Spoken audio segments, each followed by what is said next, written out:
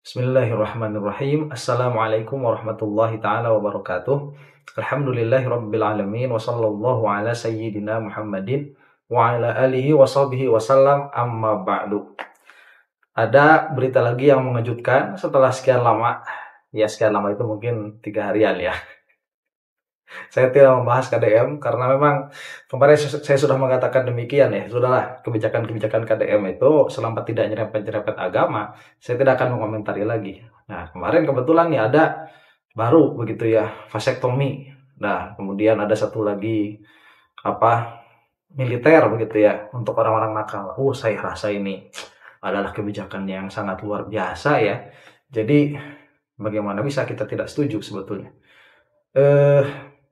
Kita saksikan dulu cuplikannya ya, karena supaya kita punya konteks dulu nih. Saudara Gubernur Jawa Barat, Deddy Mulyadi berencana mewajibkan masyarakat mengikuti program Keluarga Berencana atau KB sebagai syarat untuk menerima berbagai bantuan dari Pemprov Jawa Barat. Langkah baru ini diambil oleh Deddy Mulyadi untuk memastikan bahwa bantuan pemerintah didistribusikan secara merata dan tidak terpusat kepada satu keluarga saja. Deddy Mulyadi bilang pentingnya integrasi antara bantuan pemerintah dan program KB untuk mencapai tujuan tersebut. Begini, seluruh bantuan pemerintah nanti akan diintegrasikan dengan keluarga berencana. Jangan sampai kesehatannya dijamin, kelahirannya dijamin, tapi negara menjamin keluarga itu juga. Yang dapat beasiswa keluarga dia, yang melahirkannya yang dijamin keluarga dia, yang dapat bantuan perumahan keluarga dia, yang dapat bantuan pangan non tunai keluarga dia. Nanti uang negara numpuk di satu keluarga, karena variabelnya banyak. Dia dapat PIP, bantuan perumahan, tapi dia nggak besok lagi sesar. Ingat, keluarga yang tidak mampu hari ini melahirkannya naik kelasnya sesar 25 juta. Masa harus terus-terusan 25 juta untuk melahirkan? Itu bisa bangun rumah itu, ya. Makanya berhentilah bikin anak kalau tidak sanggup menafkahi dengan baik. Oke, nah itu dalam masalah itu dulu ya. Tadi sebagaimana saya katakan, ini luar biasa ya. Kebijakan yang jangankan untuk diaplikasikan oleh pemimpin kita terdahulu, terfikir pun terbersit di dalam pikiran mereka untuk meng-KB laki-laki. Ini kan vasektomi ya, untuk memvasektomi laki-laki yang miskin supaya angka kemiskinan yang terstruktur itu menjadi terputus. Itu belum pernah terfikirkan sama sekali. Ini revolusioner ya. Saya jadi teringat dulu itu zamannya Sidna Abu Hurairah. Beliau itu miskin sekali nih. Jadi pernah satu ketika beliau itu datang kepada Rasulullah SAW. Ini ada kisahnya, betul ini hadis ini. Datang kepada Rasulullah SAW dan Rasulullah itu sedang duduk begitu ya, sedang membetulkan sesuatu. Ya kalau sekarang lah mungkin kayak orang-orang itu lagi benerin pagar begitu ya kalau sekarang. Rasulullah sedang begitu tuh. Subhanallah ya, beliau itu sendiri ngerjain pekerjaan seperti itu sendirian beliau itu. Nah, tatkala datang Abu Hurairah ke situ, berkata kepada Rasulullah SAW, curhatlah kalau kita itu. Ya Rasulullah, kata Sidna Abu Hurairah itu, saya ini miskin, jadi uang nggak punya, keturunan nggak punya, tapi syahwat besar. Ya Rasulullah, bagaimana apabila saya dikebiri saja? Itu permintaan Abu Hurairah kepada Rasulullah. Rasulullah tidak menggubris sama sekali begitu, diam saja Rasulullah itu. Nah, karena merasa dicuekin tuh Abu Hurairah itu nanya lagi kedua kalinya. Ya Rasulullah, saya ini harta nggak punya, keturunan nggak ada, tapi nafsu syahwat besar. Saya takut terjerumus kepada zina, kepada dosa. Bagaimana kalau saya ini mengkebiri diri saya saja? Ya Rasulullah diam, ya, tidak menjawab. Nah, ketiga kalinya berkata hal yang sama, baru Rasulullah SAW itu menjawab tanpa menoleh ke Sidna Abu Hurairah itu. Berkata begini, kata Rasulullah, ya Abu Hurairah, kolam itu sudah kering, kemudian tulisan sudah dituliskan, semua yang sudah ditetapkan tidak akan bisa dirubah.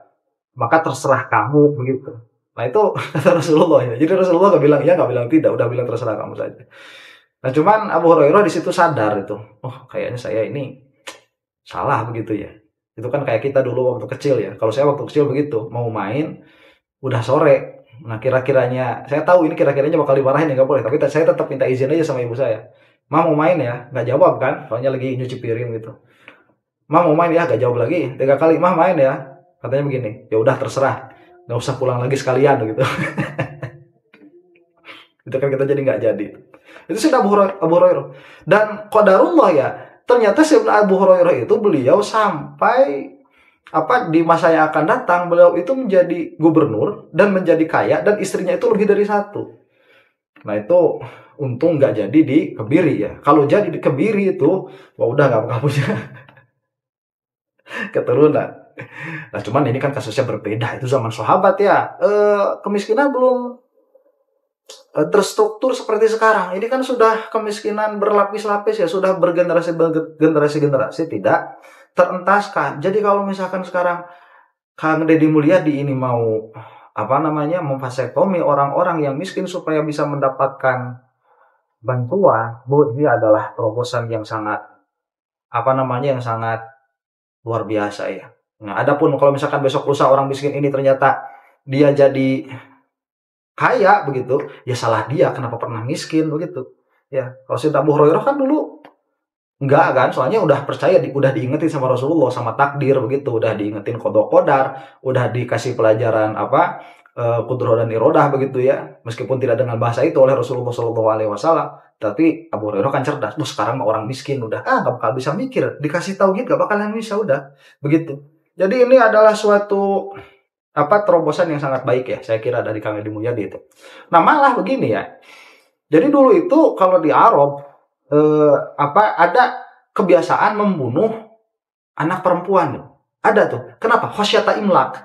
Jadi sebetulnya itu termasuk dari wilayah filsafat etik sebetulnya. Orang Arab dahulu kenapa mereka itu membunuh anak perempuan mereka? Sebetulnya itu bukan karena kejam, bukan. Itu karena sayang sebetulnya.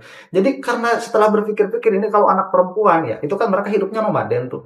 Banyak sekali kemungkinan untuk berperang. Nah kalau misalkan anak perempuan ini, mereka itu pasti hanya akan menjadi harta jarahan saja. Nah udah mah ini nggak punya kedudukan tinggi, kemudian anaknya perempuan, kemudian tidak bisa diandalkan untuk berangkat perang, karena perang itu merupakan salah satu komoditas ekonomi dahulu.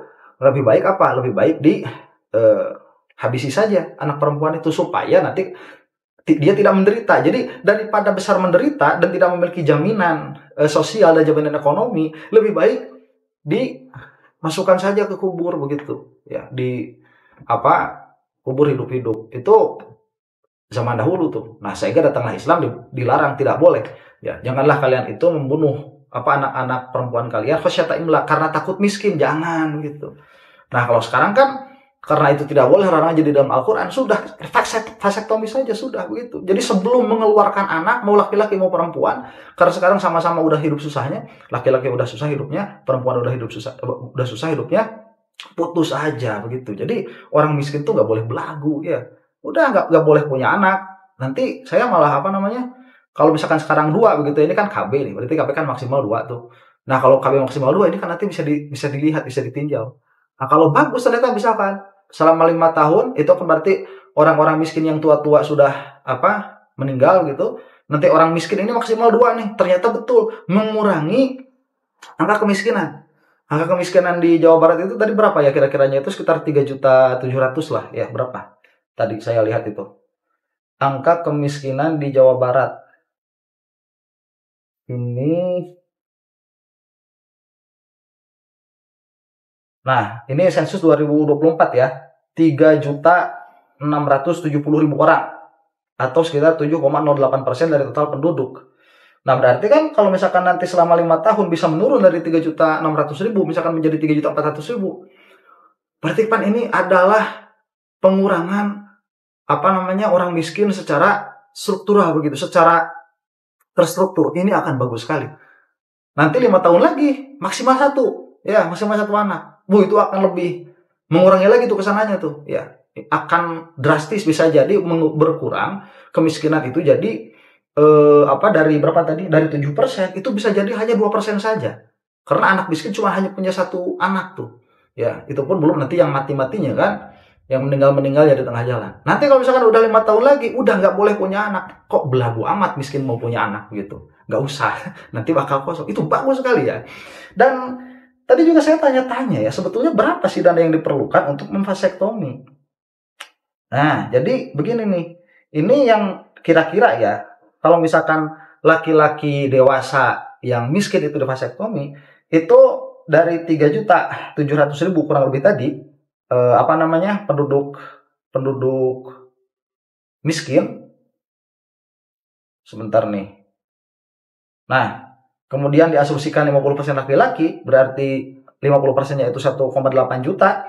Kemudian dari laki-laki itu diasumsikan 70% adalah usia dewasa, berarti biayanya itu 3,8 triliun untuk memvasektomi laki-laki miskin supaya mereka itu kedepannya bisa mendapat bantuan begitu. Ya sebulan 500.000 atau sampai 1 juta lah begitu ya.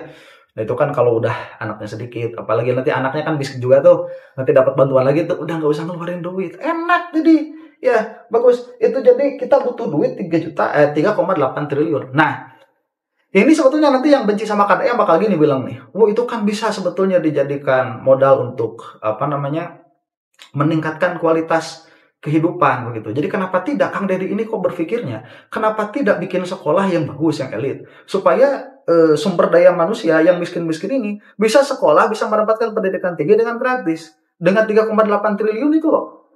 Itu kan uang lumayan tuh. Atau misalkan dipakai untuk membuka lapangan pekerjaan. Ya, sehingga si pemerintah itu orang-orang miskin itu tidak usah menerima bantuan langsung dari pemerintah, tetapi mereka itu bisa bekerja langsung begitu. Kenapa itu tidak dilaksanakan? Nah, ini buat yang benci sama KDM pasti akan bilang seperti itu. Kalau buat saya sih, ya ini sebetulnya kan nggak bisa begitu juga. Karena orang miskin itu mindsetnya nggak bisa maju. Jadi kalau misalkan dikasih pekerjaan, mereka itu nggak bakal mau kerja begitu.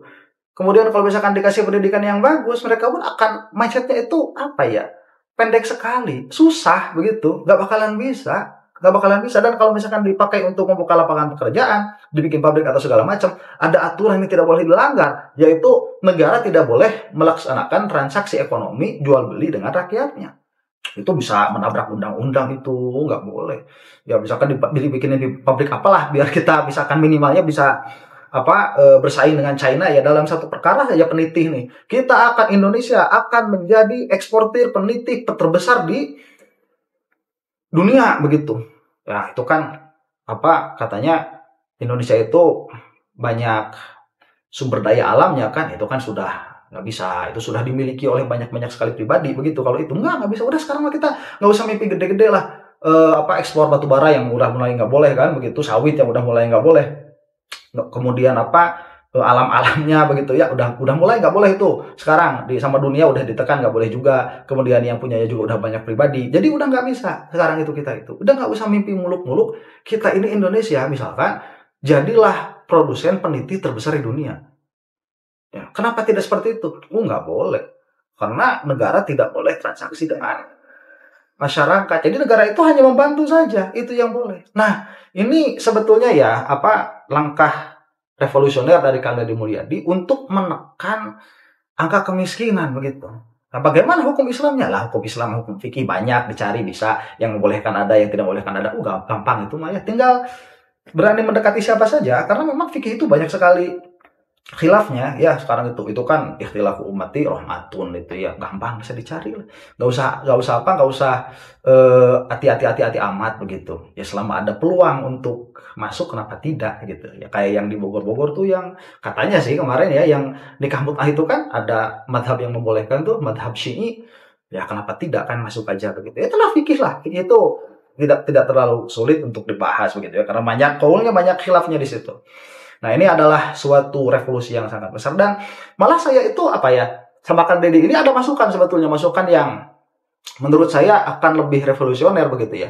Jadi jangan hanya dibatasi anak-anaknya, tanggung begitu. Ya bukan tanggung ya, itu adalah suatu langkah yang bagus, yang lumayan. Tapi kalau misalkan kita sampai begini ya sekarang, udah orang-orang miskin itu didata dengan baik, kemudian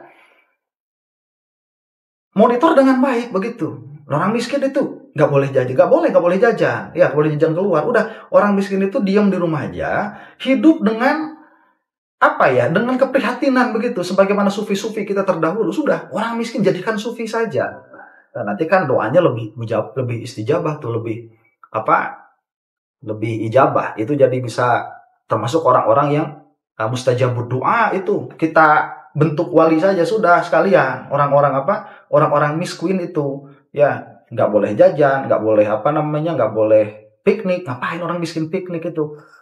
Negara udah ngasih duit supaya gizinya bagus, negara sudah ngasih duit supaya orang miskin ini bisa tetap hidup begitu ya, nggak minta-minta sama orang, kemudian tidak minjem duit sama pinjol begitu, sama saudara. Ya sama saudara sekarang susah ya, lebih gampang sama pinjol ya. Kenapa pinjol rame di kita itu? Itu kan sebetulnya masalahnya masalah lebih besar lagi. Kita nanti bicara tentang hal itulah ya. Nah, jadi supaya orang-orang miskin ini gak belagu, udah kalau misalkan mau masuk ke mau masuk ke pariwisata yang sekira-kiranya ini orang terdaftar sebagai warga miskin, gak boleh masuk, gak boleh belagu jadi orang miskin itu. Udah di belakang aja di rumah, diam begitu ya. Nah, kalau bisa nanti galakan juga puasa Senin Kemis supaya lebih irit lagi. Malah nanti kalau bagus programnya jangan Senin Kemis, galakan puasa Daud. Itu lebih bagus lagi, satu hari puasa atau enggak, sehari puasa satu enggak. Itu akan lebih jadi mungkin nanti bantuan dari pemerintahnya bisa ditabung begitu. Kalau bantuan dari pemerintah bisa ditabung, anak sedikit itu bisa nggak usah dibantu lagi sama pemerintah begitu ya. Bagus sekali itu. Nah, kemudian saya kira tadinya itu kan Kang Deddy Mulyadi kemarin tuh yang saya sempat sampai nangis-nangis itu membahas tentang tentang anak ya, tentang KB, bukan tentang KB, kok malah jadi KB sih, tentang dukun beranak Paraji ya, tentang Paraji. Itu kan Kang Deddy itu ngobrolin Paraji ya. Saya tuh betul sampai menangis, dan di bawah itu komentar banyak juga kan yang relate dengan hal itu. Ya dulu anak saya juga sama Paraji begitu, sekarang udah nggak boleh, itu kan lebih telaten. Jadi tadi kan diantara pertimbangannya Kang Deddy, kenapa ini harus di vasektomi. Jadi kan harus sinkron nih, jangan sampai pemerintah punya program membantu itu diterima begitu oleh masyarakat miskin, tetapi tatkala pemerintah punya program misalkan untuk menekan pertumbuhan penduduk ini tidak diikuti begitu. Jangan sampai seperti itu, kan harus saling. Pemerintah punya program yang memaksa masyarakat untuk melaksanakan sesuatu, yaitu harus dilaksanakan. Kemudian nanti pemerintah juga ada bantuan, itu juga dilaksanakan. Kan enak kalau seperti ini begitu. Karena tadi supaya tidak terpusat kepada satu rakyat miskin. Nanti orang miskin orang miskin ini misalkan dia dapat beasiswa, nanti yang dapat beasiswanya adiknya lagi. Kemudian adiknya lagi, kan malah terpusat pada satu keluarga saja begitu. Karena datanya sudah masuk, sudah terentry, nanti tidak akan bisa lepas begitu. Nah, jadi supaya yang mendapat beasiswa nggak keluarga itu lagi, kemudian yang mendapatkan sesar nggak itu lagi, itu kan 25 juta tuh katanya. Ya, itu supaya menekan hal itu, vasektomi saja. Dan itu bagus sekali ya. Karena sebetulnya ya, kalau orang yang tidak suka sama KDM itu akan bilang seperti ini, kenapa tidak kita itu merevitalisasi kembali kearifan lokal, seperti diantaranya misalkan mengaktifkan kembali dukun-dukun beranak, katakanlah begitu, mengaktifkan kembali paraji-paraji dengan keadaan standby di situ rumah sakit apabila misalkan dianggap paraji ini kurang profesional, meskipun mereka ikhlas-ikhlas. Jadi kan sebetulnya bisa melegalisasi lagi atau memberikan kekuatan hukum kepada paraji-paraji, dukun beranak yang ikhlas itu, supaya tidak usah dibayar begitu ya, supaya tidak usah dibayar. Ini nggak perlulah seperti itu ya, karena biasanya kalau dulu ya sesar itu kan ada beberapa permasalahannya. Dulu kan jarang sekali sesar itu. Misalkan paraji-paraji yang ikhlas ini sudahlah diberi ruang saja untuk mengurut, misalkan ya ada diurutkan orang anak kalau sungsang dan lain sebagainya, ini direvitalisasi saja. Kenapa tidak begitu, kok malah mengadakan tindakan ekstrim, misalkan ya vasektomi saja supaya orang nanti biaya kelahirannya tidak mahal? Oh, itu nggak bisa itu akan keluar dari orang-orang yang tidak suka sama KDM. Tapi kalau berpikirnya itu revolusioner, tidak akan seperti itu. Kenapa? Nggak ada kemajuan. Ini udah ilmu kuno yang tidak boleh tidak boleh dinaikkan lagi, nggak boleh. Meskipun dulu nggak pakai bidan, nggak pakai rumah sakit begitu ya dulu itu. Sekarang kan lain lagi. Sekarang itu harus lebih katakanlah positifis ya, kita itu harus lebih positifis. kemudian harus lebih medis begitu, harus lebih modern. Jadi kalau melahirkan itu sudah, itu yang di kampung-kampung itu nggak usah ikut campur begitu. Jadi kita masuknya rumah sakit, bidan, kemudian nanti ada biaya melahirkan, masuk ke pemerintah. Nah kalau misalkan tiap tahunnya tunji katanya, tiap tahun hiji, kemudian apa namanya itu setiap satu orang miskin punya 7 anak, itu berapa biaya keluar pemerintah? Dan bukan di situ saja masalahnya nanti. Ini akan terstruktur terus-terusan miskin 7 turunan. Udah nggak bakalan bisa keluar sekarang kita itu. Ya, dari kemiskinan. Jadi orang miskin juga jangan belagu mau punya banyak anak. Ya, jangan mau belagu itu. Itu apa ya? Cuman orang-orangnya menengah ke atas lah kalau yang mau punya anak banyak. Dan saya juga mau saran nih satu lagi sekalian. Jadi kalau misalkan begitu ya Kang Deddy, ini saran yang saya kira sejalan dengan pemikirannya Kang Deddy. Orang-orang yang menengah ke atas itu harus lebih banyak anaknya. Jadi galakan program, kan biar adil tuh. Yang miskin vasektomi, yang menengah ke atas suruh kawin lagi. Nah itu sepertinya akan menjadi prosedur yang sangat baik begitu. Karena ini kan orang-orang kaya supaya terdistribusi kekayaannya terdistribusi, kemudian nanti punya anak banyak, ini kan akan banyak jajan ini kan nanti akan banyak pajak nih yang masuk pemerintah nih, akan menjadi mesin ekonomi yang bagus untuk pemerintahan. Apalagi kalau dia menjadi mau maju sebagai RI 1. Ini saya rasa revolusioner sekali begitu ya. Galakan kepada orang-orang kaya menengah ke atas, laki-lakinya untuk kawin lagi minimal 3 begitu ya, atau minimal 2 lah. Nah, kalau misalkan tidak punya banyak anak, yang satu perempuan hanya mau 2 misalkan karena pengen ikut program pemerintah juga, ya udah berarti 1 perempuan 2, 4 perempuan berarti 8. Yang 8 ini nanti golongannya menengah ke atas. Mereka pendidikannya akan bagus, nggak usah dibantu sama pemerintah. Tapi mereka harus jajan, harus beli popok, harus beli susu. Itu kan harus ada pajak, dan itu adalah roda ekonomi yang amat sangat bagus bagi pemerintahan begitu.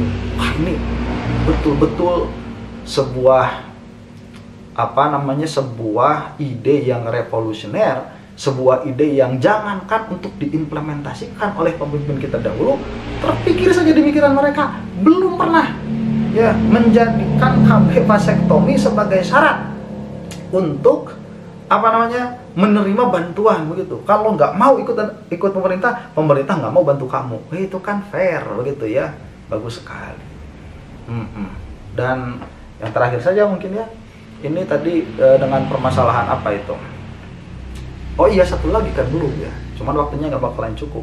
Saya sudahi segitu saja ya. Jadi program Kang Deddy Mulyadi ini sudah sangat luar biasa. Itu sudah tidak akan bisa dicari celahnya dari sisi manapun. Ini baik sekali. Orang miskin jangan belagu, orang miskin jangan mau punya banyak anak, orang miskin itu jangan mau sakit nanti sekalian itu. Ya, saya kemarin bilang seperti itu di komentar, banyak yang nggak setuju begitu. Oh, itu beda. Nah, nanti sekalian orang miskin jangan jatuh sakit. Jadi orang miskin nanti nggak boleh makan banyak lemak ya. Kalau mau beli rokok itu dipinta ID dulu nanti. Kamu miskin nggak miskin, nggak usah begitu, nggak usah sakit. Nanti seperti itu, bagus sekali ya ini. Nah demikian, mudah-mudahan cukup banyak orang gila yang setuju sama perkataan saya. Wallahu ta'ala a'lam bishawab. Assalamualaikum warahmatullahi taala wabarakatuh.